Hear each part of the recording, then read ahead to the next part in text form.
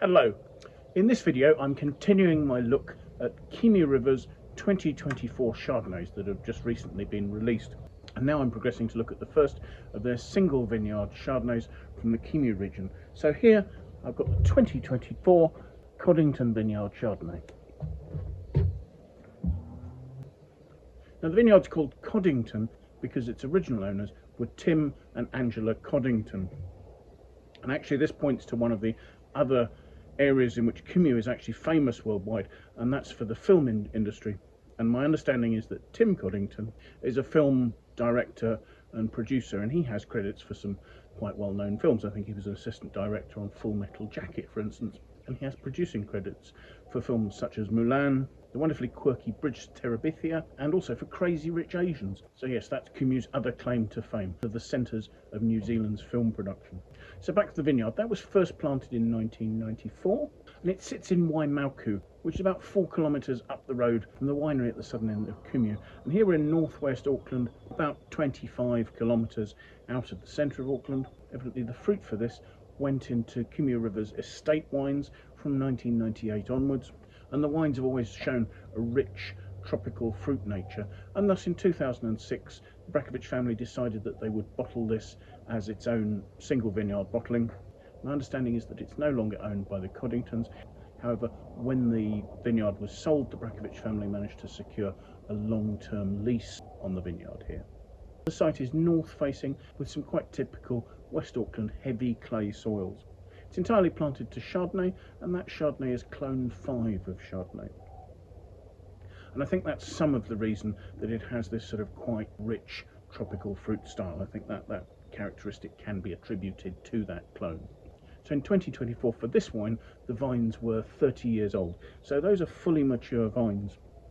So by now the vines will have reached their full root extension, and the age of the vines should be naturally contributing to more concentrated fruits due to naturally lower yields, a factor that was somewhat accentuated in 2024. The Coddington Vineyard differs from Matty's Vineyard and Hunting Hill, given that it's been trellised on what's called vertical shoot positioning, so a single hedge of vines rather than the lyre trellising that you see in the vines around Kumeu River's winery. It's a slightly easier system to manage. It may not be quite as good at harnessing the vigour that the quite high humidity in this area gives. However, some of that has been countered by the fact that they have issues here with leaf roll virus and trunk disease. And actually what that's meant is that as the vineyard has aged, some of the vines have died, and instead of replacing them, what they've done is they've extended the arms of the vines on either side, and that means that a number of these vines are carrying larger canopies than would have been the case originally. Now the 2024 vintage was a vast improvement on 2023, where there'd been a huge amount of rainfall and the humidity had meant that mildew destroyed all the leaves on the vines in the Coddington Vineyard, meaning that the fruit reached a stage where it was unable to ripen any further. Just to point to the difference, the figures I was given for the 2023 vintage, rainfall in January and February was 525 millimetres, which is more than some wine producing regions get in a year. By contrast, in 2024, for the same period, rainfall was just 49 millimetres. 2024 wasn't without its challenges, however. The season started with a nice even bud burst under really ideal conditions, and things seemed to be going really well.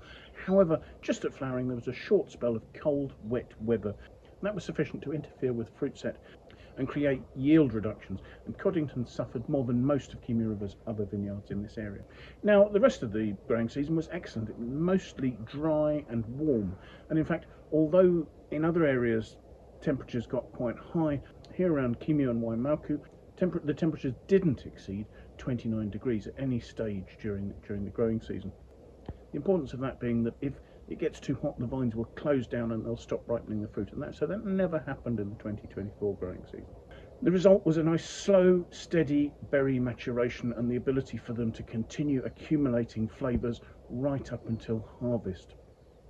They started harvesting the Chardonnays at Kumeu for table wines on the 29th of February, on the leap day, and went on with picking over the next 2 weeks. So the fruit was picked in the first half of March, and that harvest period was relatively free of rain. There were a couple of rain events that slightly disrupted picking, but in general the fruit reached the winery in pristine condition.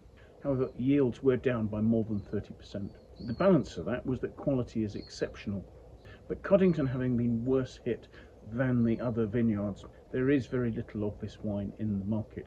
When I was at the winery last week, at the point of release, they had no Coddington left at the winery to sell. It had all gone out in pre-orders to their mailing list. So you will find there are merchants that have got the wine, but there's none available from Kumeu River at present. I had to find a wine merchant in Auckland to source this bottle to share with you. So picking was done entirely by hand. The fruit was gently pressed as whole bunches. Often the aim of whole bunch pressing is to get really clean juice, say if you were making a sparkling wine. But at Kumeu River, they like to ferment the juice fairly turbid. In fact, they'll try and make sure that there's an even turbidity across the juice when it goes into barrel, because fermentation all starts in each individual barrel. Fermentation here is done using the indigenous yeasts that have found their way into the winery on the fruit. So there's a probability in fact, that throughout the winery there will be various different ferments going on at different rates in different barrels according to which yeast strain has control of the ferment at that stage. And this helps to create plenty of complexity in the wine.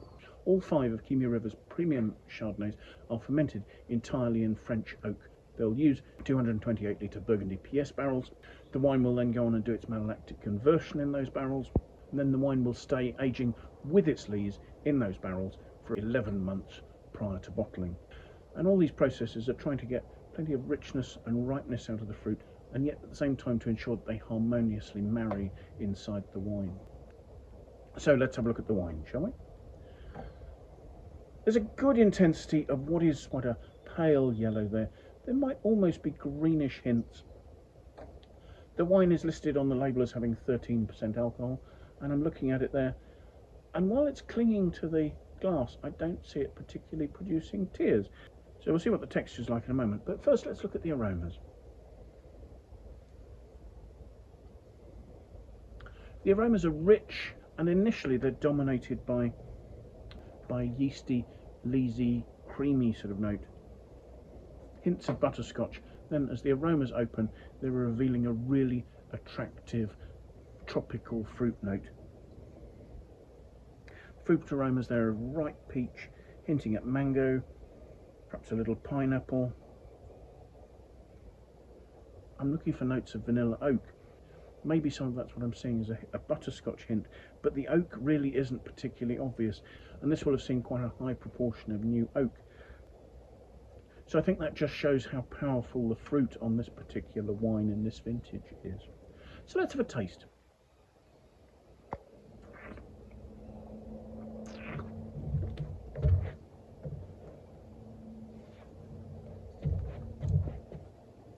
The wine is dry, and there's a really good acidity. But actually, instead of seeming harsh and sharp, there really is a sort of a front of mouth roundness where really well married ripe stone fruit notes are interacting with a creamy, leesy nature to give a smooth, rounded intensity. There's a rounded nature with some quite smooth, fine-grained tannins that are being supported by the alcohol. The alcohol doesn't stand out at all. As the wine's developing in my mouth, the acidity is starting to lift some more of those sort of pineapple notes towards the finish. There are just the slightest hints of vanilla and butterscotch. But other than the texture, really pretty much all traces of the new oak are just eaten up by some quite ripe tropical fruit that's right at the front of the mouth here. I think of the single vineyard wines that they produce at Kumeu River, Coddington is often the most immediate, the most juicy, and the 2024 certainly has a very upfront, tropical, attractive nature. Not necessarily the most elegant of the wines, but it does have an intensity, has excellent length. I can still taste it, and the finish is combining mouth-watering notes with a smooth, ripe fruit richness that's enduring really well. There isn't very much of the 2024 Kumeu River Coddington Chardonnay available, so if you do get the chance to try it, I'd heartily recommend it. I'd say it's beautiful to drink now. The Brackovich family suggests this is probably best drunk over the next 4 to 8 years. I'm not sure that it would last quite that long in my cellar. I'm glad to say the quality of the 2025 vintage appears to be on par with this, and that's a much more abundant vintage.